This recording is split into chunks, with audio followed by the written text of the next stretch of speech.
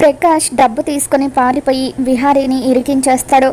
విహారీకి తెలియకుండా original marriage certificate కూడా వచ్చేలాగా చేసి వాళ్ళిద్దరికీ పెళ్లి చేసేస్తాడు.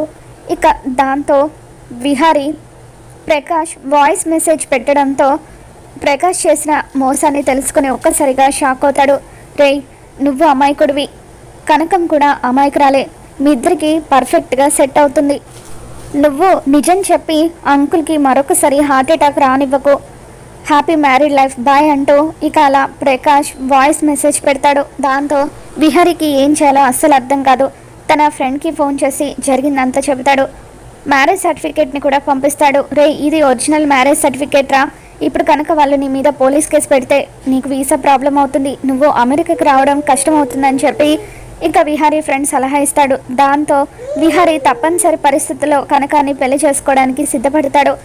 ఈ విషయం తెలియని కనకం విహారీని చూసి సిగ్గుపడుతూ వచ్చి పీటల మీద కూర్చుంటుంది. అమ్మాయి తల్లిదండ్రులను పిలవండి, వచ్చి కాలు కడుగుతారు అని పంతులు గారు అంటుంటారు.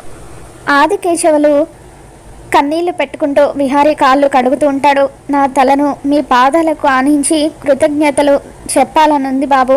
ఇదే పెళ్లి పందిట్లో నా కూతురికి నాకు ఎంతో అవమానం జరిగింది అని చెప్పి ఆదికేశవులు సౌతమి చేసిన అవమానాన్ని తలుచుకుని ఎంతగానో బాధపడుతూ ఉంటాడు. పంతులు గారు జీలకర్ర బెల్లం పెట్టుకోమని చెప్పడంతో ఇక కనక విహారీ ఇద్దరు కూడా జీలకర్ర బెల్లం పెట్టుకుంటారు. తర్వాత విహారీ కనకం మెడలో ఇష్టం లేకుండానే తాళి కట్టేస్తాడు.